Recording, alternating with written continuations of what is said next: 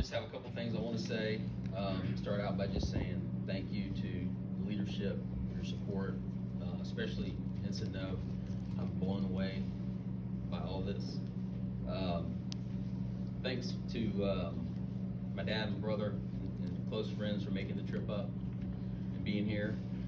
Most of all, to my wife, support throughout this entire career, and sometimes crazy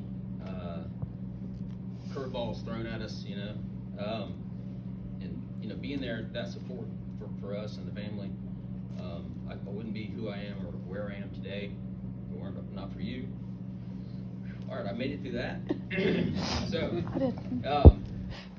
when people find out you're getting ready to retire, it's like the question is, oh man, are you excited? Congratulations.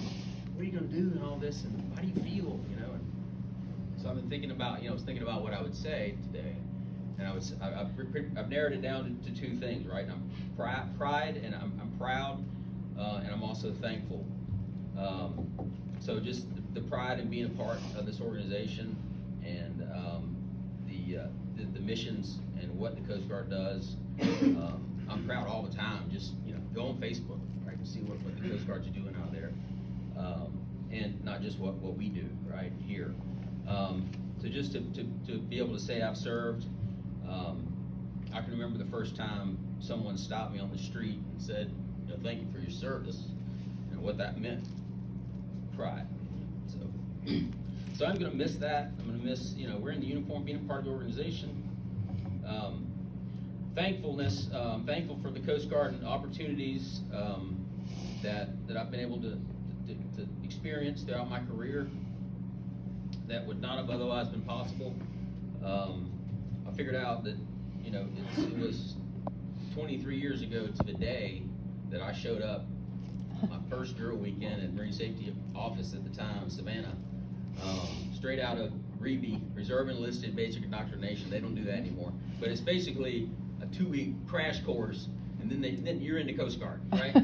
So I show up first drill, and I get sent out with this lieutenant to go do a boarding, and we get out of the van at the port, and he hands me this contraption. And he says, "Yeah, put this around your neck." I'm like, "Okay, what is this?" "Oh, it's an EEBD." I said, "Well, what does that stand for?" "So, emergency escape breathing device." I said, "Well, excuse me, what do I need that for?" And this is an anhydrous ammonia ship, and if they have a leak or a spill or something while we're on board, you could die. So when we get on board, we'll figure out which way the wind's blowing, and we'll make sure we know which way to run if something happens. So don't worry about it, everything's gonna be fine. And then we get to the ship, and we end up having to climb a 20-foot Jacob's ladder to get up to the ship because there's no gangway. So that was the first of many, experiences, adventures that I've had and opportunity to do in the Coast Guard. And the opportunity to do an overflight and getting underway on several different Coast Guard assets, vessels, different missions, tactical law enforcement training and weapons training and BTM training and qualifications, doing offshore boardings, and of course I'll never forget the opportunity to be pepper sprayed. Those of you, Ellie's team over here, that was something you never forget. But the training and the foundation of training for explosives handling, pollution responder, facilities, oil spills, investigations, and hundreds of different foreign vessels I've gotten aboard and do exams on and get to see, all that. It's just been amazing. And another amazing point is that the majority of that I was able to do in my hometown that I grew up in, the first period of my majority of my career in Savannah. And one example of the foundation and the security that the Coast Guard's provided me and my family was I was laid off in 2020 during the pandemic. And within about 5 days, I had active duty orders. Coast Guard's there for you.